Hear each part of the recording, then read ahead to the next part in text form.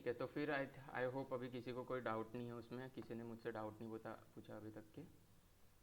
सो अभी हम आगे बढ़ते हैं। ओके, अपना वी एस कोड वगैरह सब ओपन कर लो, अपनी जितने भी है टूल्स।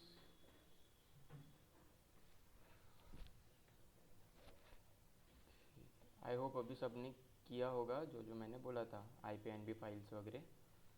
ठीक है, अगर किसी को कोई मतलब किसी का रन नहीं हो रहा है तो वो डायरेक्टली ग्रुप पे उसके IPNB फाइल डाल के या फिर स्क्रीनशॉट डाल के क्वेश्चन पूछ सकता है कि ये वाला कोड रन नहीं हो रहा है या फिर ये कोड समझा नहीं। ओके, तो ऐसे मीन्स क्वेश्चन तुम पूछ सकते हो ग्रुप पे डायरेक्टली।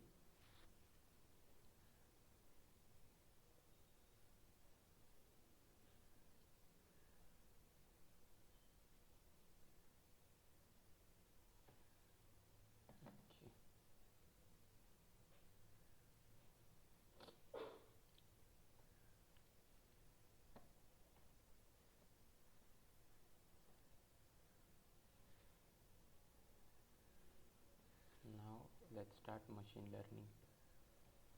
फ्लास्क डायरेक्टली नहीं स्टार्ट कर सकते हम, क्योंकि उसके लिए भी मशीन लर्निंग वगैरह मतलब फ्लास्क अलग है, बट उसके लिए भी आना चाहिए मशीन लर्निंग वगैरह।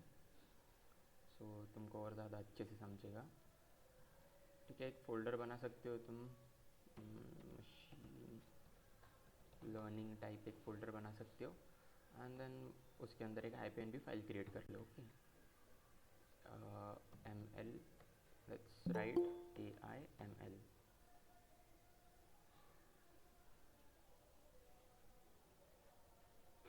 ओके वेट, क्या हो गया? Let's write AIML.IPNB file. ठीक है, अब तुम अपने मन से फाइल्स का नाम वगैरह डाल सकते हो सके तो कॉपी मत करो। ठीक है, जो जो तुमने लिखा है अगर खुद तुम्हारे नाम वगैरह डालोगे ना तो तुमको और ज़्यादा अच्छे से समझेगा कि तुमने किस फाइल का नाम क्या रखा है और किस फाइल में क्या है। थोड़ा स्लो चल रहा है लैपटॉप, ठीक है बट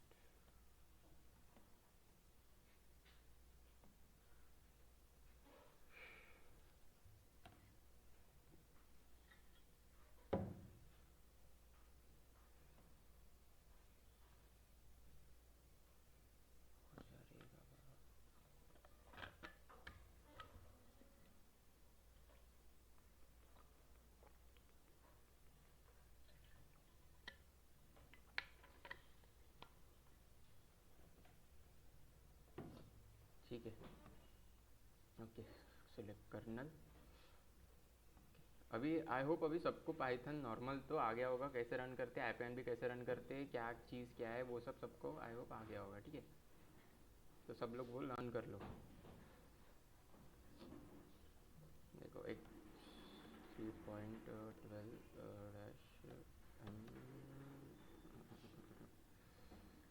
नहीं, इसको लिखो मत, ये कुछ है नहीं, मैं बस तुमको बता रहा हूँ। इंस्टॉल। ठीक है, ये वाली कमांड से क्या होता है, कोई बता सकता है? हाँ, पिप इंस्टॉल तो होता है, बट ये आगे क्यों लिखा मैंने, इतना क्यों लिखा, ये क्यों लिखा? वर्जन। हाँ, तो क्या होता है, वर्जन लिखा आगे और ये लिखा, तो उससे क्या हो रहा है? दोनों के लिए पूछा होगा ना आपने? ये तो मैं डायरेक्टली ऐसे भी लिख सकता हूँ ना, दोनों में फ़र्क क्या है? इसमें और इसमें फ़र्क क्या है? इंस्टॉल के बाद कुछ भी रखेगा। स्पेसिफिक वर्जन कौन सा है कर्नल का? ओके, कर्नल का। ठीक है, अभी हम कहाँ से भी इंस्टॉल, ऐसा नहीं रहता कर्नल का वर्जन। देखो अभी यहाँ पे क्या है, पाइथन 3.11, और यहाँ पर मैंने क्या लिखा है, पाइथन 3.12। ठीक है, अभी तुम्हारे पास दो तीन अलग पाइथन रह सकते हैं, बट अब मेरे पर्सपेक्टिव से सोचो कि मेरे पास दो तीन पाइथन है, उसमें से एक मेरे पास पाइथन 3.12 है एंड मेरे पास 3.11 भी है। सो अभी मुझे यहाँ से 3.12 में अगर कुछ इंस्टॉल करना है तो मैं ये कोड लिख सकता हूँ। ठीक है, अगर मुझे 3.12 में कुछ इंस्टॉल करना है तो मैं ये कोड लिख सकता हूँ, और इसके बाद में इंस्टॉल पांडास वगैरह जो भी है बेसिक लाइब्रेरी जितनी भी pn pandas। सो अगर मैंने ऐसे लिख दिया सो ये रन हो जाता है। ठीक है, no suitable Python run time found. Okay, इसमें नहीं रन होगा, आई थिंक ये टर्मिनल पे रन होता है। ठीक है,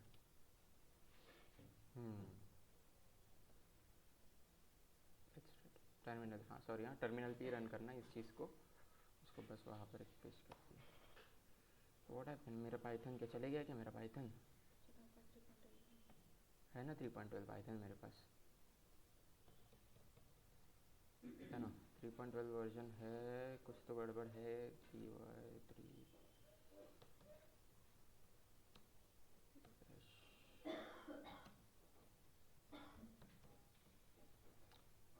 कोई ये करके देखो, सब किसी किस में रन हो रहा है ये, आई मीन उनका स्पेसिफिक वर्जन लिखो, ठीक है।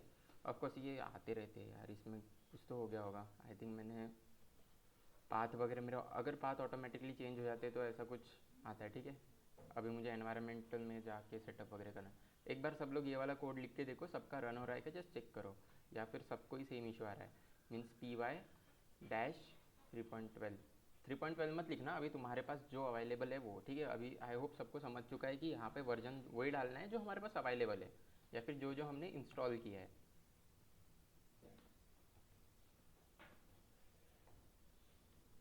जस्ट चेक में कोई कमांड गलत तो नहीं डाल रहा हूँ। हो रहा है ना सबका रन, ठीक है, यहाँ पे तो हो गया। Okay I think path miss हो चुका है मेरा। ओके ओके सबका रन हो रहा है, ठीक है, सबके थम्स अप आ रहे हैं, ठीक है, great. Okay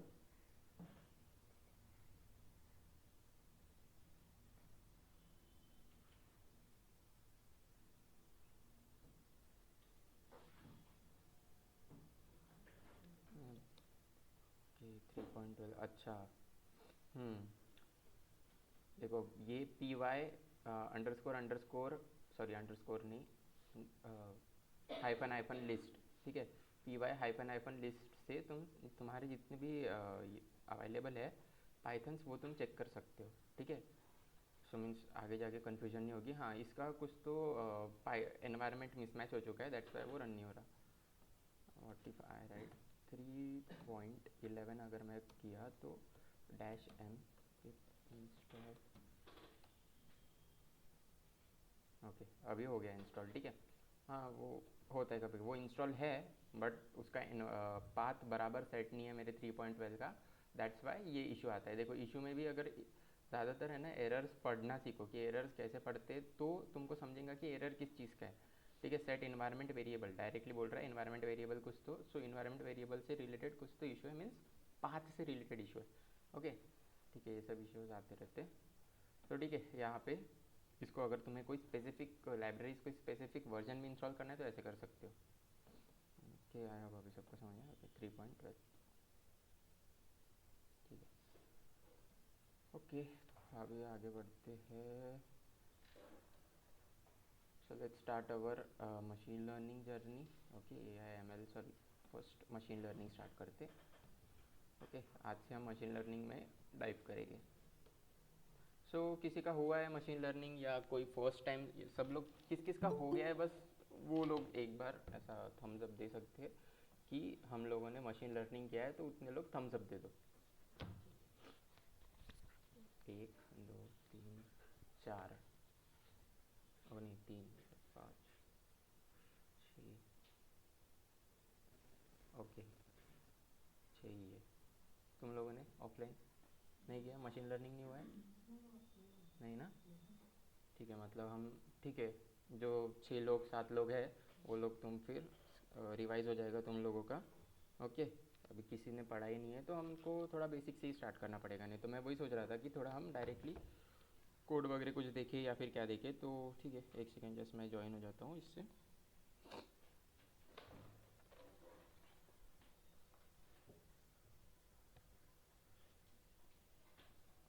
just give me a minute.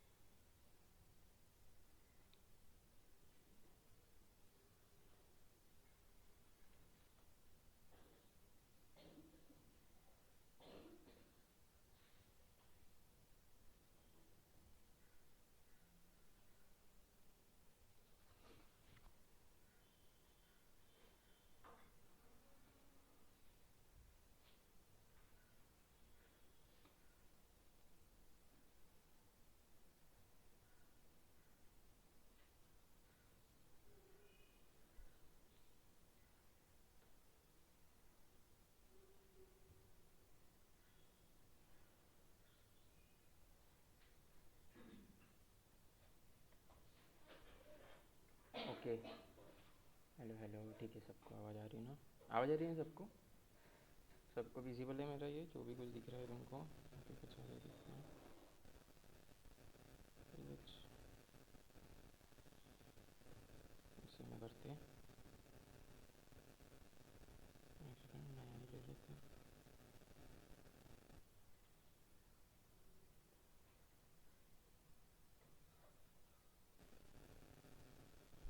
ML, okay. वैसे तुम्हें ये उस दिन का चाहिए क्या जो हमने किए थे? जी, सेंड कर दूंगा PDF उस दिन की। किया है मैंने, PDF डाउनलोड हुआ एक्चुअली व्हाट्सएप में। ओके, आई होप सबको दिख रहा है मशीन लर्निंग। ठीक है। सो मशीन लर्निंग के पहले pre requisite. Okay, pre requisites क्या क्या है वो देख लो। पाइथन है ऑफकोर्स। ओके, मशीन लर्निंग के लिए पाइथन। सारा बेसिक जो भी हमने इस 2 वीक में किया है आना ही चाहिए, ठीक है? नहीं तो मतलब फिर जो कोड लिख रहे हैं वो समझेगा ही नहीं। सो मोस्ट तो basics. Okay, class and objects. Class और ऑब्जेक्ट आ गया है ना सबको? किसी को क्लास एंड ऑब्जेक्ट में डाउट?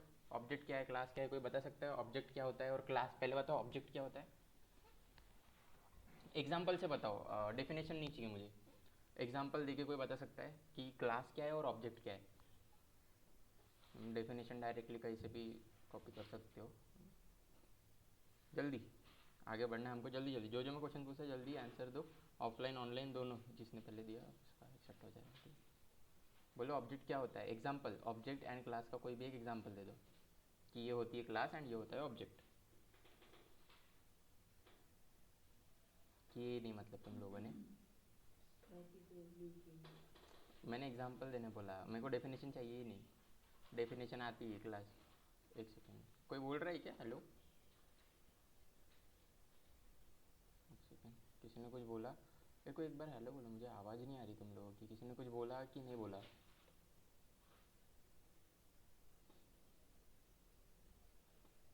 ओके। Hello sir. हाँ, आ रही है आवाज़, ठीक है बोलो।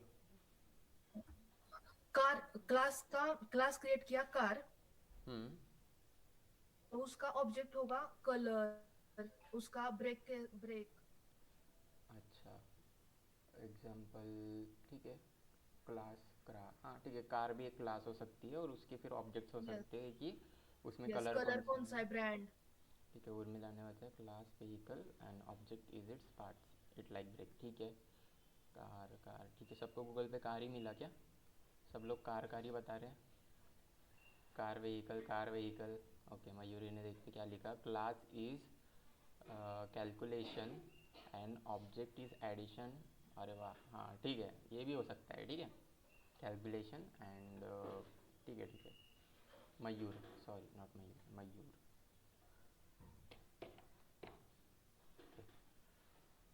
ठीक है, सही है। ठीक है, और जो हमने एग्जांपल लिए थे वो भी आई होप सबको याद होगा। कार वाले लिए थे हमने कि एक फैक्ट्री रहेगी, सो फैक्ट्री जो रहेगी उसको क्लास बोल सकते हैं, और वो फैक्ट्री से जो कार्स निकल रहे होंगे उनको हम ऑब्जेक्ट बोल सकते हैं। ठीक है, एक मतलब ब्लूप्रिंट होता है क्लास कि चीज़ कैसे रहने वाली है, उसके फीचर्स क्या है, each and everything. And object क्या रहता है, वो पर्टिकुलर चीज़ जो बन रही है। ठीक है, थोड़ा जल्दी जल्दी रिप्लाई देते जाओ, ठीक है सब लोग। हमको लगता है कि क्या हो गया, क्या नहीं तुमको। ओके, इसको यहाँ ला लेते।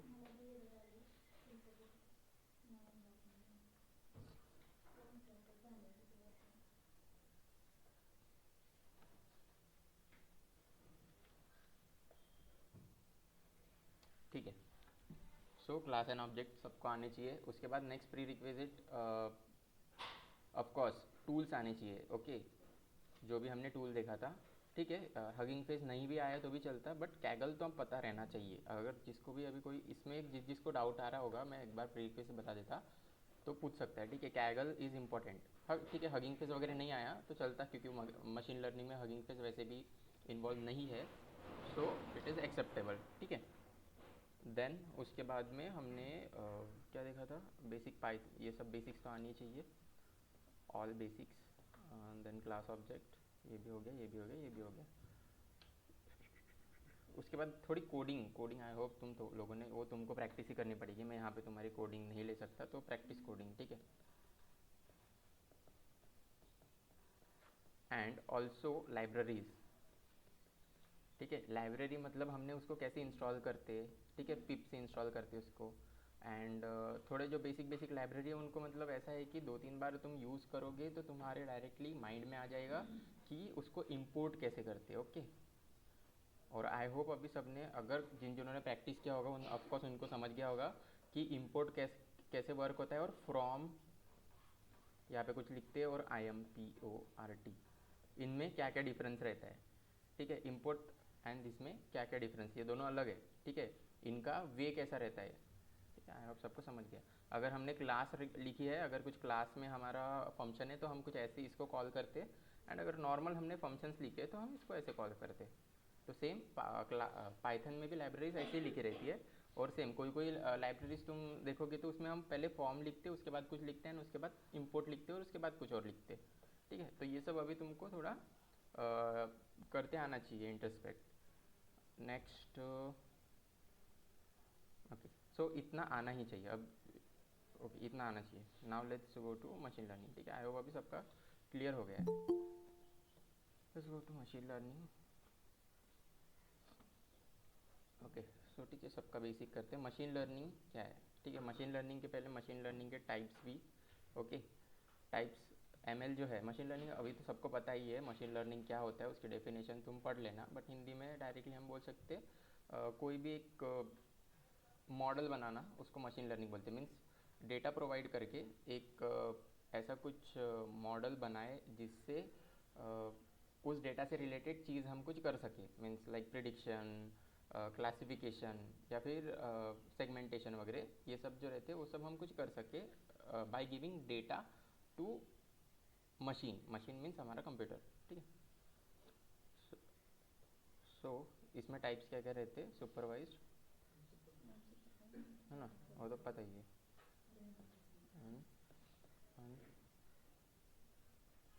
रीइंफोर्समेंट जो रहता है वो थोड़ा डिफिकल्ट रहता है, ओके।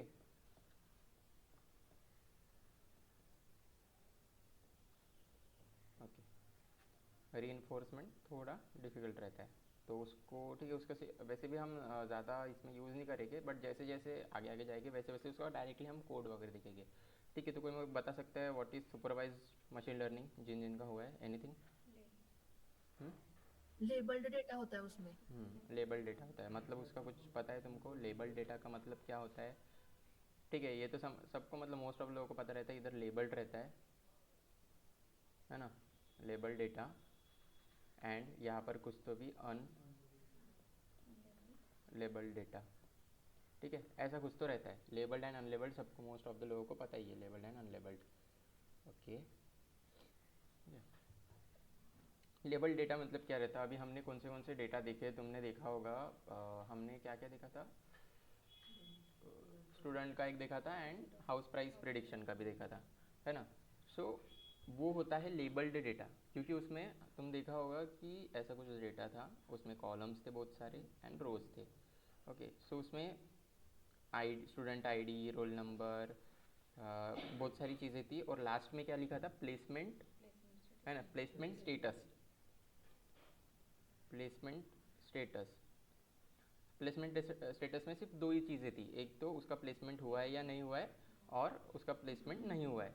सो इससे हम क्या प्रिडिक्ट कर सकते हैं, ये लेबल डेटा में पूरा क्या दिया है कि इतने सारी चीज़ें हम हमारे मशीन लर्निंग मॉडल को एक्सप्लेन करेंगे, और वो ये प्रिडिक्ट करेगा, ठीक है। तो उसको हम इनपुट एंड आउटपुट दे देते हैं। सो अभी इनपुट एंड आउटपुट क्या रहता है, ठीक है, input and output, input variables बोलते हैं इनको। इनपुट वेरिएबल्स मीन्स जो ये कॉलम्स रहते हैं उनको वेरिएबल बोलते हैं, ठीक है अभी। एंड आउटपुट वेरिएबल्स, ये एक भी रह सकता है, दो भी रह सकता है, ठीक है। बट मोस्ट ऑफ द मतलब बेसिक से हम जैसे स्टार्ट कर रहे हैं तो अभी तुमको एक ही लर्न करना है। जैसे जैसे हम थोड़ा आगे जाएंगे वैसे दो तीन ऐसे ऐसे हम वेरिएबल्स कर सकते हैं, या फिर टारगेट वेरिएबल, टारगेट वेरिएबल, ठीक है। मोस्ट ऑफ द तो ये यूज़ करते, इसको टारगेट वेरिएबल बोलते हैं। एंड यहाँ पे इनपुट आउटपुट वेरिएबल ज़्यादा लोग बोलते नहीं, but input and target variables. So अभी इनपुट क्या होते हैं, जो भी अभी हमें मशीन लर्निंग मॉडल को एक्सप्लेन करना है, I mean machine learning model patterns कहाँ से फाइंड आउट करेगा, इन इन सबसे पैटर्न्स फाइंड आउट करेगा कि यहाँ पर स्टूडेंट आईडी हम डिलीट कर सकते हैं, स्टूडेंट आईडी वो सब प्री प्रोसेसिंग में हम डिलीट करते रहते हैं, ठीक है। बट समझ लो यहाँ पे उसके 10th के मार्क्स है, उसके 12th के मार्क्स है, ओके। तो पैटर्न क्या फाइंड करेगा, अच्छा इसको 10th में भी ज़्यादा मार्क्स थे एंड 12th में भी ज़्यादा मार्क्स थे, और इसका प्लेसमेंट स्टेटस भी मतलब उसका प्लेसमेंट हो चुका है। सो वो क्या करेगा, एक पैटर्न फाइंड करेगा, अच्छा ऐसे वाले जो लोग रहते हैं जिनका दोनों में परसेंटेज ज़्यादा है, वो लोग पास हो, वो उनका प्लेसमेंट हो रहा है, और जिनका 10th में कम परसेंटेज थे एंड 12th में भी कम परसेंटेज थे, उनका प्लेसमेंट नहीं हो रहा है। सो ऐसी ही परम्यूटेशन कॉम्बिनेशन लगा के तुम मतलब किसी को 10th में कम है, किसी को 12th में ज़्यादा है, ऐसा सब हमारे पास डेटा होगा पूरा का पूरा। सो वो ऐसा पहले पूरा डेटा रीड करता है, अच्छा ये भी रीड करता है, ठीक है, ये पूरा रीड करता है डेटा, अच्छा इसमें प्लेसमेंट हो रहा है, इसमें प्लेसमेंट नहीं हो रहा। So machine learning model backend में क्या करता है, एक पैटर्न फाइंड आउट कर देता है, और वो पैटर्न लर्न कर देता है। एक बार लर्न हो गया कि फिर उसको क्या करने का कि उसको फिर हम ऑफकोर्स अभी पूछेंगे कि अभी तो क्या किस क्या ओके, तो उसको हम क्या क्या करके पूछ सकते हैं। एक तो फर्स्ट ऑफ ऑल हमको उसको इनपुट, ऑफकोर्स हम उसको इनपुट देंगे कि इनपुट क्या क्या रहेंगे, ये सारे वेरिएबल्स रहेंगे इनपुट वेरिएबल्स, हम उसको ये इनपुट देंगे, और वो हमको क्या देगा, ये टारगेट वेरिएबल आउटपुट देगा। सो टारगेट वेरिएबल हमको उसको बताना पड़ेगा कि ये टारगेट वेरिएबल है और ये सारे इनपुट वेरिएबल है। तो अभी तो इन दोनों के बीच में स्टडी कर कि इन दोनों का पैटर्न कैसा है, ठीक है। फिर हम इसको इनपुट वेरिएबल जब देंगे, एक बार मॉडल बन गया, मशीन लर्निंग से ऐसा एक मॉडल बन जाएगा मॉडल, और मॉडल की जो एक्सटेंशन रहता है वो PKL रहता है, ठीक है, जॉब लीव PKL 2-3 रहते हैं, हम देख लेंगे आगे। सो फॉर एग्जांपल ऐसी एक फ़ाइल बन गई तुम्हारे पास। सो ये फाइल को हम क्या देंगे, इनपुट देंगे। इनपुट में क्या क्या रहेगा, 10th के मार्क्स, 12th के मार्क्स, ऐसा हम उसको दे देंगे, और फिर वो आउटपुट क्या देगा, हमें टारगेट देगा, डायरेक्टली वो दे देगा टारगेट प्लेसमेंट, प्लेसमेंट और नॉट प्लेस्ड, ठीक है। आई होप अभी सबको समझ गया कि machine learning model label data में काम कैसे करता है। कि लेबल डेटा में हम उसको पहले ही बता देते हैं कि ये प्लेसमेंट है तुम्हारा एंड ये है, दोनों चीज़ें हम उसको बता देते हैं।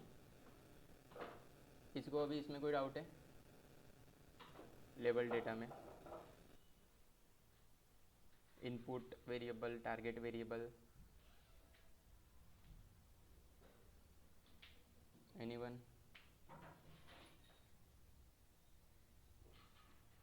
मेरा नेटवर्क स्लो है क्या?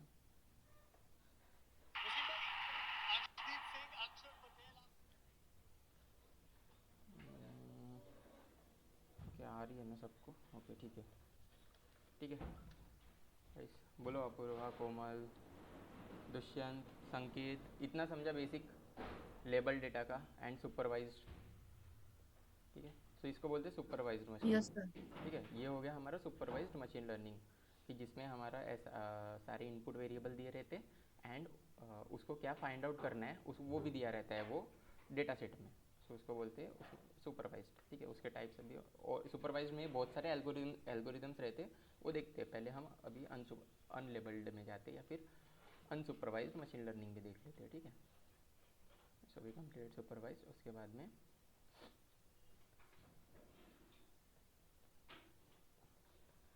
Unsupervised, okay. सो अभी अनसुपरवाइज्ड में क्या रहता है, ऑफकोर्स तुमने ही बताया मुझे, अनलेबल्ड रहता, अनलेबल डेटा रहता। अभी अनलेबल डेटा मतलब क्या रहता, क्या लग रहा तुमको, अनलेबल डेटा मतलब ऐसा डेटा तो यही रहेगा, CSV में रहेगा, कॉलम्स नहीं रहेंगे क्या उसमें, या फिर रोज़ नहीं रहेंगे, ऐसा लग रहा तुमको अनलेबल्ड का नाम सुन के?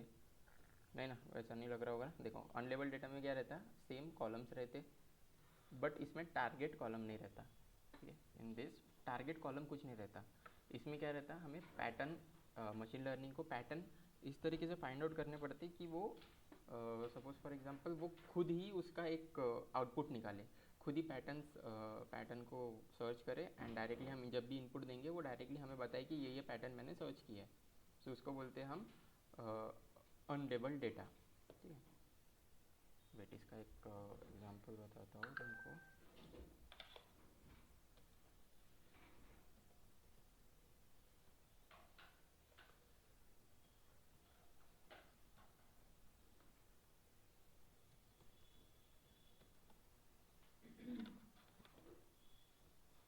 मतलब जो किसी ने तो पूछा था की मीन क्लस्टरिंग वगैरह, कोई पूछा था, आई थिंक अपूर्वा ने पूछा था।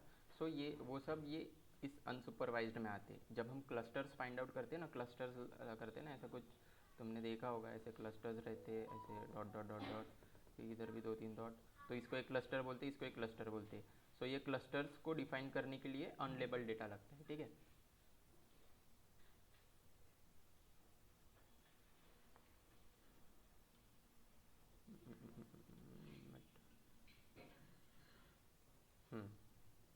वही क्लस्टर्स ही है यहाँ पे, फॉर ठीक है, एक एग्जांपल दिया है। सो अगर यहाँ पे एक हाइट है, ओके, हाइट एंड वेट, यहाँ पर हमने वो थी क्या बोलते हैं, बॉडी टाइप नहीं दिया है, ठीक है, body type. For suppose example अभी देखते हैं लेबल डेटा कैसा रहता है, height weight and body body type का। सो यहाँ पर कुछ तो भी सब 10 kilo, sorry 10 centimetre, example 10 centimetre उसकी हाइट है, 5 किलो उसका वज़न है, तो उसका बॉडी टाइप क्या बोल सकते हैं हम, थिन है करके, थिन। देन 121 उसकी हाइट है, 20 kg का है वो, तो उसको कुछ हम नॉर्मल बोल सकते हैं, है ना। देन 150 की उसकी 150 सेंटीमीटर, ठीक है, ये सेंटीमीटर्स में रहेगा, आपको सबको पता होगा। एंड हाइट किस में रहती, सॉरी वेट किस में रहता है, केजी में। एंड 10 सपोज इसका 100 kg है, तो इसको हम क्या बोल सकते हैं, ओवर वेट, ठीक है। सो ये हो गया एक तुम्हारा लेबल्ड डेटा। सो लेबल्ड डेटा में क्या होता है, सब कुछ दिया रहता है, हाइट दिया रहता है, वेट दिया रहता है, एंड बॉडी टाइप दिए। सो इसमें तुम मुझे बता सकते हो कि हम क्या प्रेडिक्ट कर सकते हैं, कोई बता सकता, प्रिडिक्शन क्या होगा इसमें, अगर ये हमने दिए, इसमें इनपुट वेरिएबल्स क्या होंगे एंड आउटपुट वेरिएबल, और टारगेट वेरिएबल क्या होगा, बता। इसमें इनपुट एंड टारगेट वेरिएबल क्या होगा, बोलो जल्दी, फास्ट। अभी अनलेबल छोड़ दो, मैं लेबल के बारे में बात कर रहा हूँ। जस्ट टेल मी इसमें input variables and output variables क्या होगी। ओके, इनपुट हो जाएगा height and weight, and output body type, ठीक है, बॉडी टाइप लिखा है, body type. Because we can find out, okay, हम इससे फाइंड आउट लगा सकते हैं। तो यहाँ पर कुछ पैटर्न फाइंड आउट करेगा हमारा machine learning model, and then ये इसको प्रिडिक्ट कर सकता है, ठीक है। ओके, सो अभी अनलेबल्ड में क्या रहता है, जैसी क्लस्टरिंग रहती है सेम, अभी अनलेबल्ड में ये वाला डेटा नहीं रहेगा, ओके, सिर्फ इतना डेटा रहेगा, only height and weight, weight second, okay. Unlabelled में क्या रहेगा, हाइट एंड वेट रहेगी सिर्फ। अभी हाइट एंड वेट के ऊपर से हमारा जो मॉडल है वो खुद क्लस्टर्स बनाएगा और अलग अलग क्लस्टर्स बनाएगा। सपोज अभी यहाँ पे ऐसे बहुत सारे रहेंगे ना, मल्टीपल चीज़ें मल्टीपल रहेंगे, तो वो 3 लोगों का क्लस्टर बना सकता है। सो इसमें वो ऐसा कुछ क्लस्टर बना सकता है कि जो 10 किलो के आसपास हो, है ना, जिनका वेट 10 किलो के आसपास हो, एंड जिनकी हाइट समझ लो 10 सेंटीमीटर के आसपास, ठीक है, एग्जाम्पल है, रियलिटी में मत समझो, तो बोलेंगे इससे क्या होता, ठीक है। सो जिनका 10 किलो के आसपास वेट है और 10 सेंटीमीटर जिनकी हाइट है, सो उनको हम एक क्लस्टर में डाल सकते हैं। अभी दूसरा क्लस्टर क्या हो सकता है, जिनका 20 kg हो एंड 20 सेंटीमीटर के आसपास, आसपास मतलब एक तो ये होगा, नहीं तो आसपास, थोड़ा ऊपर थोड़ा नीचे, ठीक है। एंड देन यहाँ पे क्या हो जाएगा, जिनका 50 kg के आसपास हो या 50 सेंटीमीटर हो हाइट, ठीक है, तो इनका एक क्लस्टर बन जाएगा, इनका एक क्लस्टर बनेगा और इनका एक क्लस्टर बनेगा। सो अभी इससे फाइंड आउट क्या आ रहा हमको, कि हम 3 अलग अलग बॉडी टाइप ऐसे फाइंड आउट कर सकते हैं डायरेक्टली, कि 3 लोग हैं वहाँ पे, 3 तरीके के बॉडी टाइप्स हैं हमारे पास। ऐसे हम कुछ बॉडी टाइप यहाँ पे दिया नहीं है, बट हम प्रिडिक्ट कर रहे हैं ना, हम अपने अपने आप से ही कुछ भी बोल रहे हैं उसको। कोई उसको बॉडी टाइप बोल सकता है, कोई उसे मतलब 3 टाइप के पर्सन से ऐसे बोल सकता है, ठीक है। इन सारे पर्सनस में से 3 टाइप के पर्सन निकल रहे, एक जिनका 10 किलो के आसपास है, एक जिनका 50 के आसपास है, और एक जिनका 20 के आसपास है। तो ऐसे हमने क्लस्टर्स बना दिए। तो ये होता है अनलेबल्ड डेटा, जिसमें machine learning model patterns find out करता है और उनको एक एक क्लस्टर में डाल देता है। सो अभी इस क्लस्टर में एक मेन पॉइंट रहता है ऐसा बीच का, ठीक है, इसको सेंटर ऑफ क्लस्टर बोलते हैं। तो सेंटर ऑफ क्लस्टर इसमें सपोज यही है 10 kg and 10 centimetre, 50 kg and 50 centimetre, 20 kg and 20 centimetre. अभी ये जितना भी क्लस्टर है इसके आसपास होगा, ठीक है, इनके आसपास ऐसा कुछ तो होगा, बट ये 10 kg मिडल है, क्लस्टर पॉइंट बोलते हैं इसको, ठीक है। हर बुक में अलग अलग रहता, बट समझ लो क्लस्टर पॉइंट रहता, मतलब सेंटर पॉइंट रहता क्लस्टर का, और इसी से क्लस्टर बनते हैं आजू बाजू के, वो पास में ले लेते हैं। अभी कुछ कुछ तुमको यहाँ पे ऐसे भी दिखते हैं, है ना, एक दो ऐसे भी रहेंगे, इनको क्या बोलते हैं हम, इनको बोलते हैं आउटलायर्स, क्योंकि ये दो तीन ही है और ये थोड़ा बाहर है, ये ना यहाँ पर आए, यहाँ पर आए, यहाँ पर आए, इनको एक तो आउटलायर्स करके डिलीट कर सकते हैं, और हम इनका इन पूरों का एक प्रॉपर क्लस्टर बना सकते हैं, ठीक है। दो पॉसिबिलिटीज़ है, एक तो इन लोगों का क्लस्टर बना सकते हैं, जो ये दो तीन ही बाहर है ना, उनका क्लस्टर बना सकते हैं, या फिर उनको डायरेक्टली रिमूव कर देते हैं हम यहाँ से, ठीक है। तो ये होता है अनलेबल्ड डेटा और अनसुपरवाइज्ड में क्लस्टरिंग ही समझ लो, क्लस्टरिंग का एग्जांपल दिया है करके मैंने, ठीक है। ओके, सो अभी इसमें किसी को डाउट है, सुपरवाइज्ड एंड अनसुपरवाइज्ड लेबल इस, देखो सुपरवाइज अनसुपरवाइज क्लियर हो गया, सुपरवाइज्ड एंड अनसुपरवाइज्ड, ठीक है। आई होप अभी क्लियर हो चुका है, जिसको भी अगर डाउट हो तो थम्स अप बोल सकते हैं, ठीक है। देन उसके बाद में हमने देखा था input variable and output variable. Output variable को हम टारगेट बोलते हैं, ठीक है, टारगेट वेरिएबल। आई होप अभी ये सबको समझ चुका है ये। एंड सुपरवाइज में लेबल डेटा रहता, लेबल डेटा मतलब जिसमें इनपुट एंड आउटपुट दोनों हो, एंड अनसुपरवाइज में अनलेबल्ड रहता, जिनमें सिर्फ इनपुट वेरिएबल रहते, उसमें कोई आउटपुट वेरिएबल नहीं रहता, ठीक है। आई होप अभी सबको समझ चुका होगा। अभी हम थोड़े इसके एग्जांपल्स एंड ऑल थोड़ा धीरे धीरे देखते हैं। ओके, सो सुपरवाइज्ड के अभी टाइप्स देखते हैं।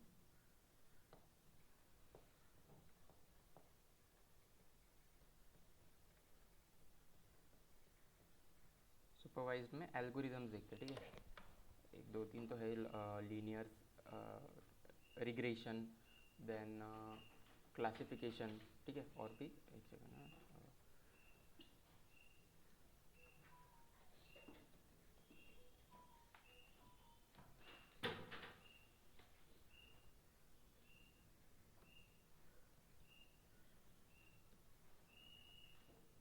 Okay. First classification,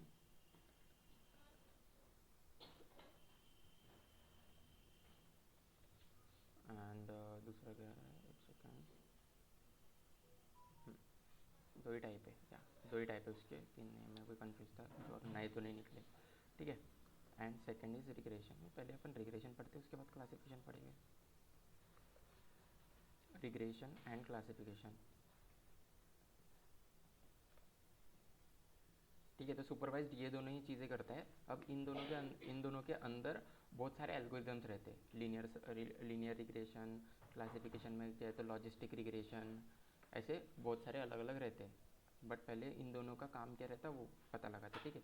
so let's go for regression. क्या रहता है, रिग्रेशन में हम क्या फाइंड आउट करते, numeric values, continuous numeric values, ठीक है। कंटिन्यूस न्यूमरिक वैल्यूज़ मीन्स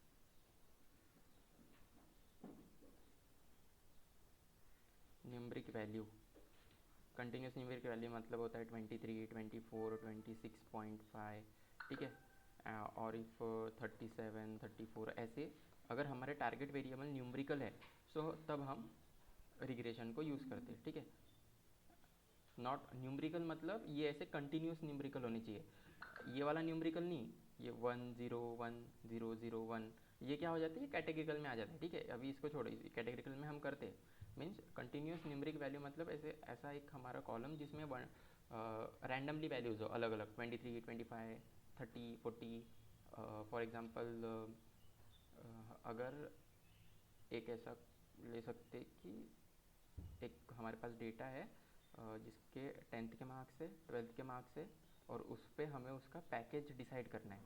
अब पैकेज उसको लगने वाला है वो किस में लगेगा, मीन्स ऑफकोर्स न्यूमरिक रहेगा, तो हम उसको 29 मतलब 29 LP है, ठीक है, ऐसा ऐसा, ठीक है, 29,000 उसका समझ लो, 30,000 उसका मंथली कितना रह सकता है वो प्रिडिक्ट करना है। सो ऐसे प्रिडिक्ट कर सकते हैं ना। सो अगर हमारा कॉलम इस फॉर्मेट में है 3900 कंटिन्यूस न्यूमेरिकल फॉर्मेट में, तब हम रिग्रेशन को यूज़ करते।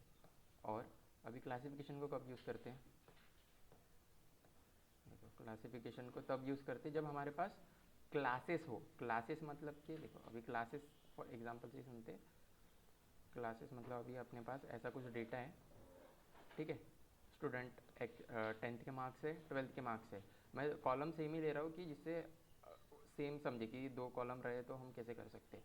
एंड यहाँ पे प्लेसमेंट स्टेटस है, ठीक है, प्लेसमेंट स्टेटस में क्या थे, एक तो वो उसका प्लेसमेंट होता है या फिर एक तो इसका प्लेसमेंट नहीं होता है। तो जब दो दो चीज़, ये दो ही चीज़ है हमारे पास, तो दो चीज़ जब प्रिडिक्ट करनी है तब हम क्या बोलेंगे कि तब हम क्लासिफिकेशन यूज़ करते हैं, क्योंकि हम क्लासीफाई कर रहे हैं ना कि उसका ये प्लेसमेंट हुआ है या फिर उसका प्लेसमेंट नहीं हुआ है। अगर तीन चीज़ें भी रही तो भी चलता है, समझो उसका प्लेसमेंट हुआ है नहीं हुआ है, या फिर एक और चीज़ आ गई समझ लो, मर गया नहीं, क्या बोल सकते, कुछ बताओ। थर्ड टाइप क्या रह सकता है अपन 10th एंड 12th के मार्कशीट से क्या बोल सकते हैं, एक तो प्लेसमेंट हुआ है, एक तो प्लेसमेंट नहीं हुआ है, या फिर समझ लो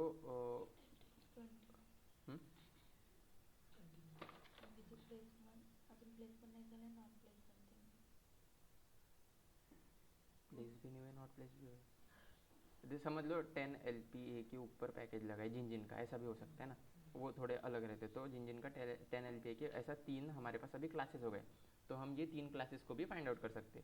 तो ये तो पता होगा अभी ये तीन क्लासेस यहाँ पे ऐसे प्लेसमेंट हुआ होगा, प्लेसमेंट नहीं हुआ होगा, 10 LPA ऐसा मिक्स परम्यूटेशन कॉम्बिनेशन होगा ऐसा आगे जाके, ठीक है, मिक्स होगा। सो अभी क्योंकि ये जितना भी सपोज ये 1000 रोज़ है हमारे पास, 1000 रोज़ है, बट इन 1000 रोज़ में ये तीन का ही कॉम्बिनेशन होगा ना, कभी ये ऊपर रहेगा कभी ये नीचे रहेगा, इन तीन का ही कॉम्बिनेशन रहेगा, तो पूरे 1000 रोज़ में ये तीन ही भरे पड़े हैं हमारे पास। तो इन तीन को अगर हम प्रिडिक्ट कर सकते हैं तो इस टाइप के प्रिडिक्शन को क्या बोलते हैं हम, क्लासिफिकेशन। इस टाइप का प्रिडिक्शन आता है क्लासिफिकेशन के अंदर।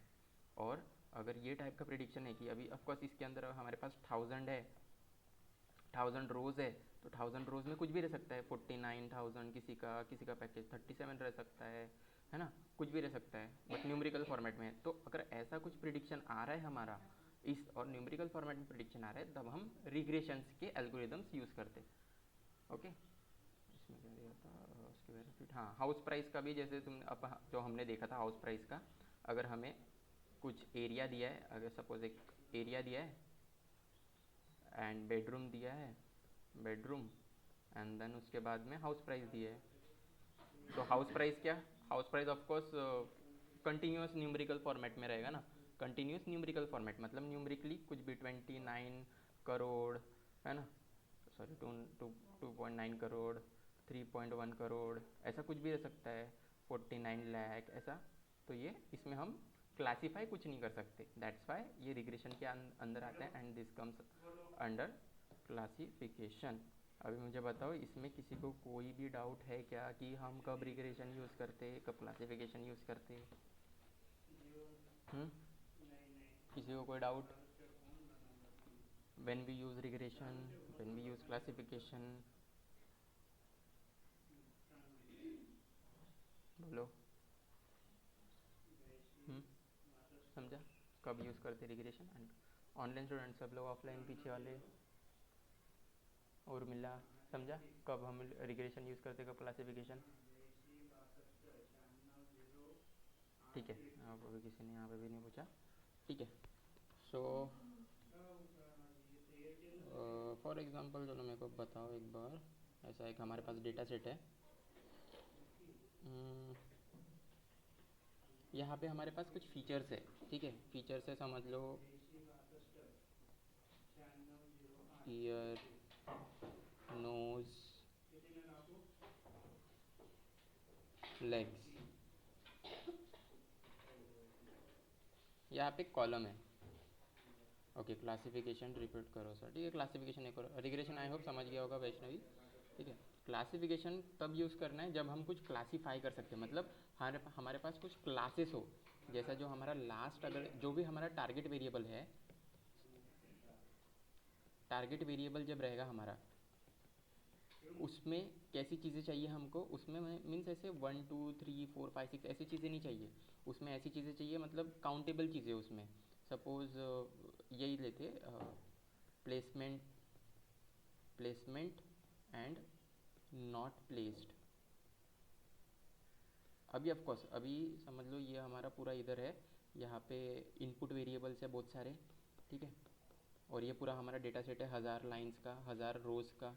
सो अभी हर जगह पे तुमने देखा होगा अभी यही आएगा, placed, not placed, not placed, placed, ऐसा ही कुछ रहेगा ना।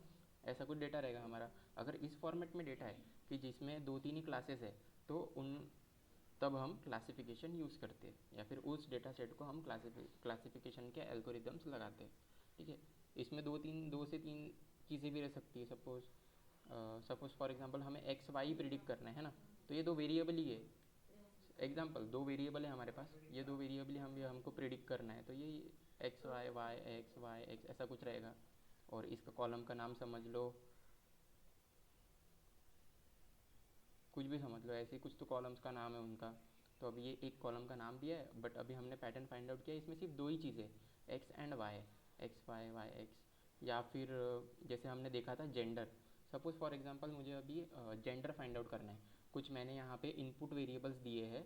ठीक है, समझो इधर हमारे पास इनपुट है, इनपुट वेरिएबल कुछ भी रह सकते हैं। ठीक है, अभी हम उसमें नहीं जाते, वो इनपुट वेरिएबल होगा, ये इनपुट वेरिएबल है, इनपुट वेरिएबल कुछ तो दिए है। अब मुझे जेंडर फाइंड आउट करना है, और जेंडर में हमने देखा था कुछ 0 1 1 0 ऐसा कुछ किए थे ना हमने लेबल एनकोडर से। सो इस डेटा को भी हम क्या बोलते हैं, इस डेटा को भी हम बोलते हैं क्लासिफिकेशन। अभी तुमको लग रहा है न्यूमरिकल में, बट ये न्यूमरिकल में नहीं है, ये अभी क्लासिफिकेशन में। न्यूमरिकल में क्या रहता है, कंटिन्यूस रहता है न्यूमरिकल में। ठीक है, कंटिन्यूस रहता है। Continuous means 1 2 3 4 5 6। सपोज यहाँ पे 2 है ना, 2 मतलब अदर्स के लिए, 0 मतलब मेल, 1 मतलब फीमेल एंड 2 मतलब अदर्स। ठीक है, सो अभी इसमें डेटा कैसा रहेगा, 2 1 0 1 ऐसा कुछ तो भी डेटा रहेगा। तो अगर तुम लोगों ने डेटा सेट पढ़ा है तो तुमको समझ आ जाए कि ये ऐसा ही हमारा डेटा सेट रहता है। डेटा सेट अलग अलग तुमने जब CSV में देखी होगी तो। सो क्योंकि ये अभी कंटिन्यूस में नहीं है, ये क्या 0 1 एंड 2 ही है, तो इसको भी हम क्लासीफाई कर सकते हैं। हम 0 प्रिडिक्ट कर सकते हैं, 1 प्रिडिक्ट कर सकते हैं, 2 प्रिडिक्ट कर सकते हैं। ठीक है, वैष्णवी समझा अभी क्लासिफिकेशन में क्या रहता है। उसमें जो टारगेट वेरिएबल्स रहते हैं, उसमें फाइनाइट टाइप्स ऑफ कुछ तो चीज़ें रहती है, फाइनाइट टाइप ऑफ क्लासेस रहते हैं। इनको क्लासेस बोलते हैं। ठीक है, मेल क्लासेस, फीमेल क्लास, इनको क्लासेस बोलते हैं। That's why is known as classification. And regression I hope समझ गया होगा। अगर ऐसा कुछ रहा, अगर रिग्रेशन में अगर ऐसा भी कुछ रहा 1 2 3 4 5 6 7 8, अभी यहाँ पे 9 39 2 3 12 19, ये भी रिग्रेशन हो जाता है। ठीक है, ये भी रिग्रेशन है। ओके, अनक्लासिफिकेशन वर्क कब अच्छे से करता है, जब उसके पास 3 या 4 क्लासेस हो। ठीक है, मैक्स टू मैक्स 7 10 के अंदर ही चाहिए। ठीक है, नहीं तो हमारा मॉडल उतना अच्छे से वर्क नहीं करता है।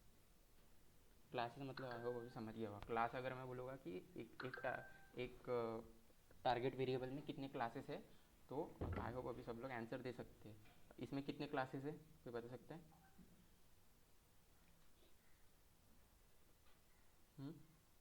कितने क्लासेस है इसमें, मतलब एक और बार अच्छे से लिखता है। समझ लो एक वेरिएबल है, वेरिएबल मतलब कॉलम, एक कॉलम है हमारा। ठीक है, अब इस कॉलम में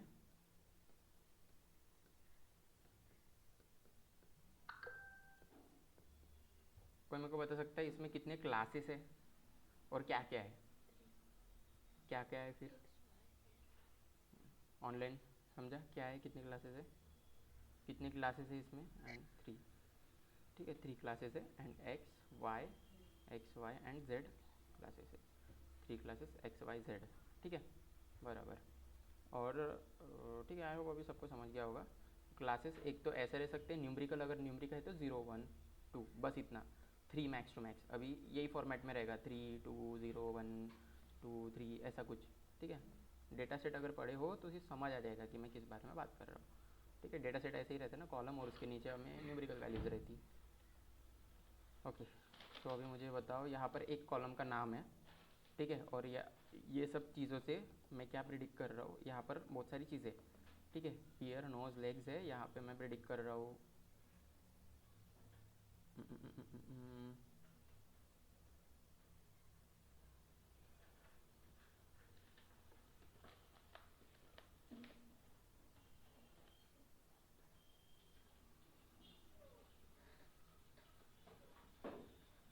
ये किस टाइप का, किसके अंडर आता है, कोई बता सकते हैं?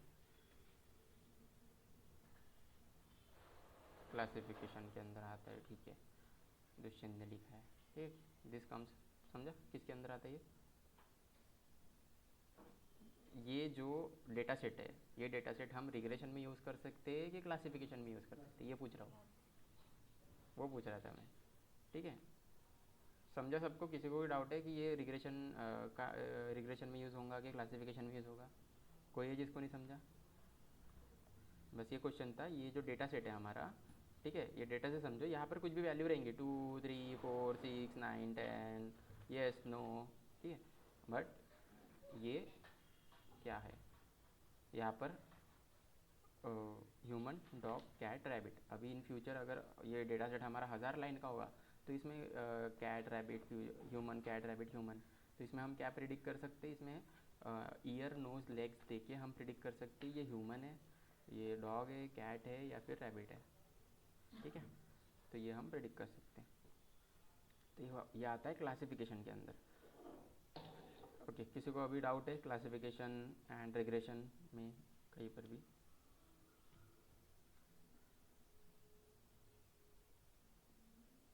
ठीक है, तो जस्ट जल्दी जल्दी बोलो, कार प्राइस प्रिडिक्शन किसके अंदर आएगा? कार प्राइस प्रिडिक्शन किसके अंदर आएगा, किस कौन से रिग्रेशन में आएगा या फिर क्लासिफिकेशन में आएगा, बोलो। Okay, classification. कैसे? कार प्राइस प्रिडिक्शन बोल रहा हूँ, car price prediction regression. Regression में आएगा ना, कार की प्राइस प्रिडिक्ट कर रहे, प्राइस कैसे रहता है, प्राइस किस में रहता है, 29 लाख, 39 लाख, क्या ऐसा थोड़ी रहेगा कि 29 और 39 लाख थोड़ी न्यूमरिक। रहेगी, न्यूमरिक में रहेगा ना, और कुछ भी रह सकते हैं, 1000 10,000 कार है, ऐसा कुछ तो भी रहेगा, ठीक है, तो कार प्राइस प्रिडिक्शन, इसलिए मैं तुमको बोला था कि अलग अलग डेटा सेट तुम प्रैक्टिस करो तब तुमको समझेगा। इसलिए ये अभी डेटा सेट जो यहाँ पर जिन्होंने प्रैक्टिस की होगी डेटा सेट की, उनको एकदम क्लियरली समझ रहा होगा, ठीक है। अभी कोई किसी को है डाउट कि ये क्लासिफिकेशन में आएगा करके, कार प्राइस प्रिडिक्शन रिग्रेशन में आएगा ना, रिग्रेशन में ही आएगा, ठीक है, क्यों आएगा, क्योंकि इसका जो ये आउटपुट मीन्स आउटपुट किस में आएगा, कभी 29 लाख, 39 लाख, 12 लाख, 39 लाख ऐसा आएगा, ठीक है।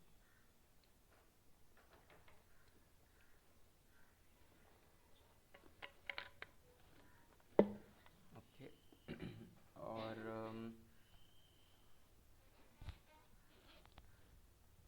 थोड़ा याद करने दो,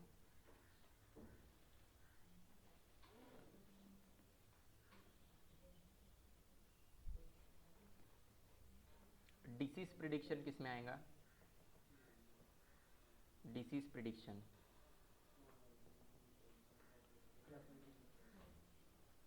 और आंसर दो जल्दी जल्दी, डिसीज प्रिडिक्शन किस किस में आएगा? क्लासिफिकेशन। ग्रेट, अभी इसमें किसी को कोई डाउट, डिसीज प्रिडिक्शन रिग्रेशन में कोई बोल रहा है, सब लोग क्लासिफिकेशन बोल रहे हैं, ऑफलाइन भी, ऑफलाइन समझा पीछे,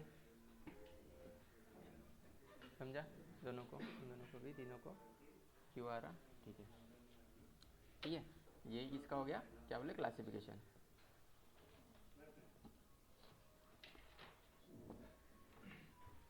ओके, क्लासिफिकेशन में आएगा डिसीज प्रिडिक्शन,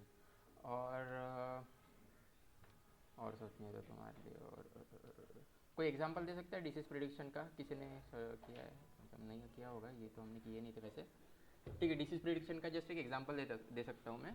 हमारे पास समझ लो कुछ ऐसा डेटा है, पोटेशियम, नाइट्रोजन, पोटेशियम का के रहता है वैसे, कोई अगर ठीक है, ऐसे हमारे पास कुछ तो चीज़ें, मतलब सॉइल समझ लो, एक सॉइल है, सॉइल में क्या क्या रहता है, पोटेशियम नाइट्रोजन ये सब रहता है ना। तो हमने एक सॉइल का सैंपल लिया, उसमें से हमने पोटेशियम नाइट्रोजन ये सब निकाल लिया, और अभी हम उसमें क्या फाइंड आउट करें, सॉइल डिसीज़। एग्जाम्पल है, ठीक है, ऐसे एकदम ध्यान में, मतलब सॉइल को कौन सी डिसीज़ हुई है कि नहीं हुई है। तो सॉइल को एक्स टाइप की डिसीज़ हुई है, सॉइल को वाई टाइप की डिसीज़ हुई है ना, या जेड टाइप की डिसीज़ हुई है, ऐसा एक्स वाई जेड रहेगा। ठीक है, तो ये इसमें पैटर्न कैसे फाइंड आउट कर सकता है कि ये सॉइल में पोटेशियम कम मिला एंड नाइट्रोजन बहुत ज़्यादा मिला, इसलिए इसको ये एक्स टाइप की डिसीज़ हुई है, और जेड टाइप और इसमें नो डिसीज़ रहेगा। ठीक है, तो इसमें चार चीज़ें रहेगी।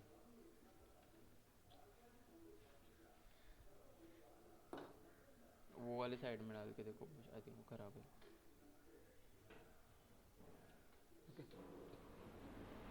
ठीक है, समझ गया कि ऐसा ये टाइप में ऐसा कुछ तो रहेगा, और वो ऐसे पैटर्न फाइंड आउट करेगा, इसमें कम है इसमें ज़्यादा है, ऐसा कुछ पैटर्न फाइंड आउट करेगा। बहुत मतलब थाउजेंड्स में रहेगा ना डेटा सेट, तो थाउजेंड में अच्छे से वो कर सकेगा। अभी तो हमने छोटा लिया, तो अभी वो नहीं करेगा। ठीक है, ओके, तो और थोड़े एग्जांपल लेते,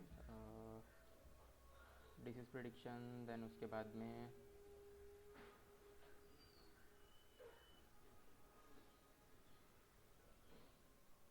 हाउस प्राइस प्रिडिक्शन, पता ही होगा सबको अभी तो ये किस में,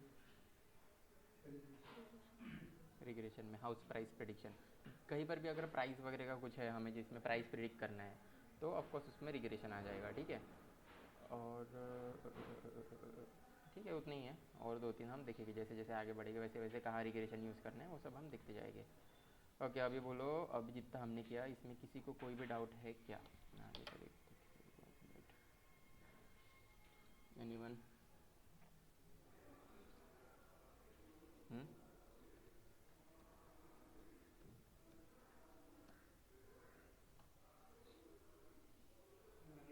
ओके, ओमकार को आ गया, अपूर्वा वगैरह सबको आ गया।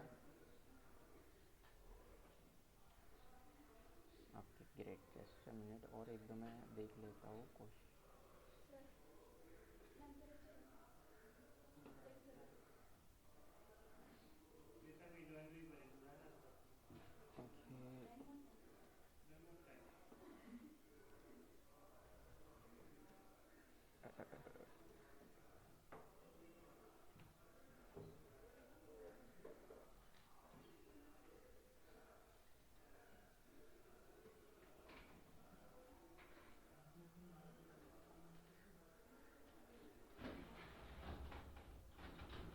ओके,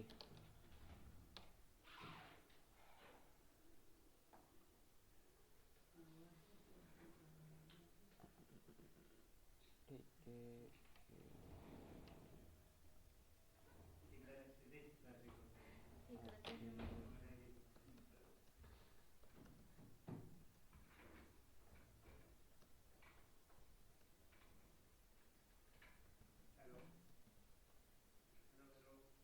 है, इधर मत देखो कोई, मैं क्वेश्चन पूछ रहा हूँ, रुको क्वेश्चन निकाल रहा हूँ और वही से आंसर देंगे। रुको 2 मिनट, बस क्वेश्चन निकाल रहा हूँ, डेटा सेट्स के डेटा सेट्स निकाल रहा हूँ, क्वेश्चन के नहीं, डेटा सेट्स निकाल रहा हूँ। ठीक है,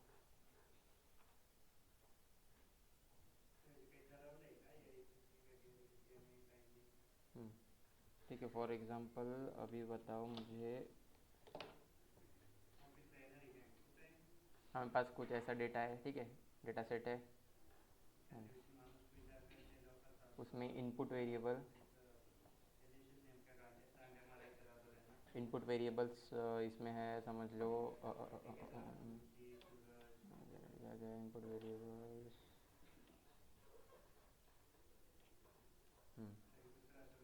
समझ लो ह्यूमिडिटी है, ह्यूमिडिटी पता है ना सबको, ह्यूमिडिटी क्या रहती है, गर्माहट वगैरह। ठीक है, मतलब गर्माहट बोलता है कितना पानी है अपनी इधर पे आजू बाजू में सराउंडिंग में, उसको बोलते हैं ह्यूमिडिटी। उसके बाद में एक्स वाई जेड बहुत सारे चीज़ें, एंड देन उसके बाद में आउटपुट हमारे पास है टेम्परेचर।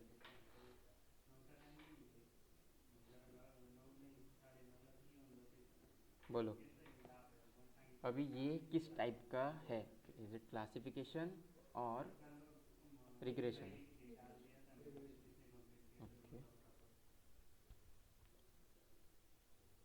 ऑनलाइन ऑनलाइन स्टूडेंट्स, किसी को ये रिग्रेशन लग रहा क्लास क्या है बताओ, ये क्लासिफिकेशन है या फिर रिग्रेशन है? इनपुट ऐसा कुछ रहेगा बहुत सारे and this is our output. Temperature क्या है बोलो? क्लासिफिकेशन और रिग्रेशन ऑनलाइन।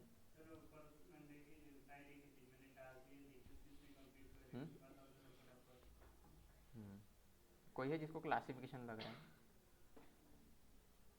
कौन बोल रहा है क्लासिफिकेशन है? नहीं, ये रिग्रेशन है ना। टेम्परेचर किस में रहेगा? देखो इनपुट वेरिएबल कुछ भी हो, अपने को फोकस किस पे करना है? अगर फाइंड आउट करना है तो हमें फोकस करना है आउटपुट वेरिएबल के ऊपर। आउटपुट वेरिएबल टेम्परेचर कैसा रहता है? 22, 23, कभी डाउन चले जाता है, 1 चले जाता है, 2 चले जाता है, कभी हाई चले गया तो 100 चले गया जिसमें मर जाएंगे लोग, ठीक है? ऐसा कुछ रह सकता है ना। तो ये तो कुछ भी रह सकता है, टेम्परेचर पॉइंट्स में भी रहता है ना। तो 23.5, 35.5 ऐसा भी कुछ टेम्परेचर रह सकता है।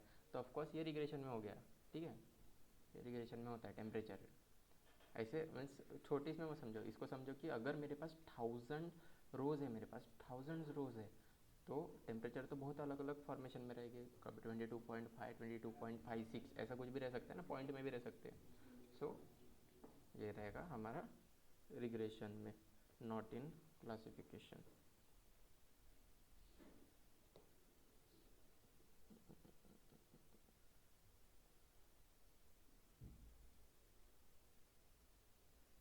ओके, आई थिंक ये सबने किया होगा। एक मेल है अपने पास, ईमेल है ना, उसमें अगर टारगेट वेरिएबल मीन्स क्या रहेगा, हमें स्पैम स्पैम रहता है ना तुम्हारे पास मेल में, तो वो कौन सा एल्गोरिदम यूज़ करेगा? स्पैम रहता है ना वहाँ पे, तो वो एल्गोरिदम क्या यूज़ करता है? स्पैम क्लासिफिकेशन करेगा ना। एक तो स्पैम में डालेगा, नहीं तो तुम्हारा जो इनबॉक्स रहता है मीन्स नॉर्मल रहता है उसमें दिखाएगा तुमको, है ना। स्पैम वाले डायरेक्टली स्पैम वाले सेक्शन में डाल देगा, एंड इनबॉक्स वाले जो मतलब नॉट स्पैम है उनको वो तुमको डायरेक्टली ऊपर दिखा देगा, ठीक है? तो ये हो गया क्लासिफिकेशन, क्योंकि वो डायरेक्टली क्लासीफाई करके एक चीज़ में डाल देता है और उससे दूसरी चीज़ में डाल देता है। ये हो गया क्लासिफिकेशन। उसके बाद में समझ लो अब मेरे पास कुछ वेरिएबल्स है, एक्स वाई जेड वेरिएबल्स है ना। एम्प्लॉय आईडी, एम्प्लॉय आईडी वगैरह है, एम्प्लॉय की डेजिग्नेशन है कि वो सॉफ्टवेयर इंजीनियर है या फिर वो पाइथन डेवलपर है या क्या है, ठीक है? एच डी 1 2 3 4 है या फिर क्या है? और उसके ऊपर से अब मैं क्या निकाल रहा हूँ? उसकी सैलरी निकाल रहा हूँ, ठीक है? अभी बताओ क्या होगा ये, है ना? समझे सबको? किसी को भी डाउट है इसमें? क्या होगा बोलो इसको? रिग्रेशन होगा। किसी को लग रहा है क्लासिफिकेशन? जिनको क्लासिफिकेशन लग रहा है वो अभी मतलब वो मुझे डाउट पूछो कि ये क्लासिफिकेशन है करके, वो पूछ सकता है डाउट।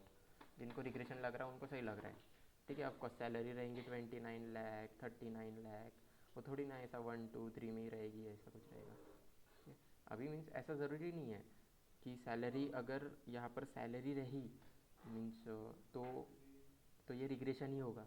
हमको सैलरी देखना है और उसके नीचे डेटा भी देखना है।